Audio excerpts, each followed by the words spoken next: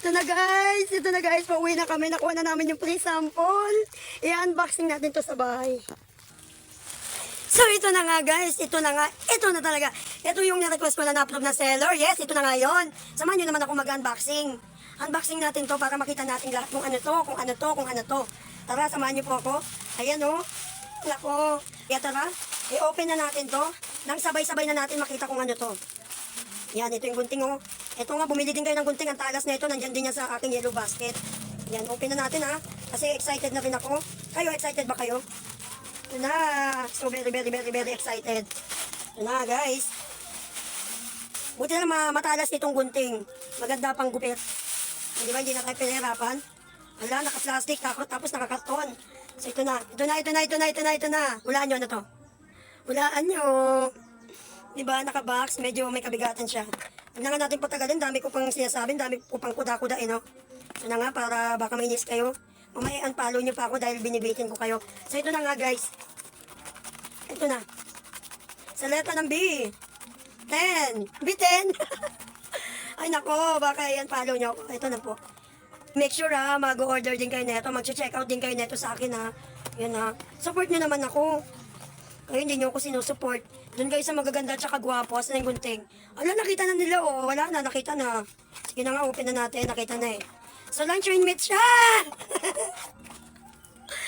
Everybody's dream. Masarap kaya to. Alam mo, masarap to. So, ito na nga guys. Ito yung na-request ko dito kay TikTok Shop sa seller netong Korean luncheon meat. Opo, Korean luncheon meat po siya. Legit. From Korea. Best-selling po sa Korea. Best-selling na rin po dito sa Philippines.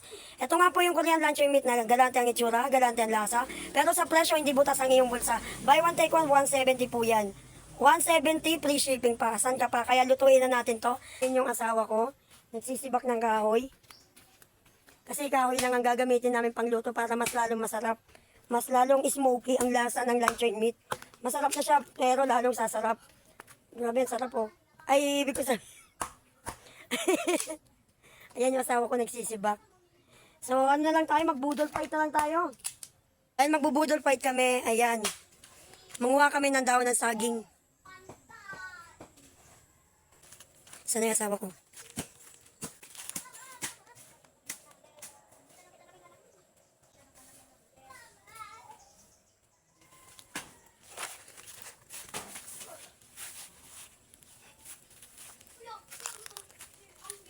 Okay. Ayan guys, iwayway na natin ang ating Korean luncheon meat. Buksan na natin. Nakaka-excite.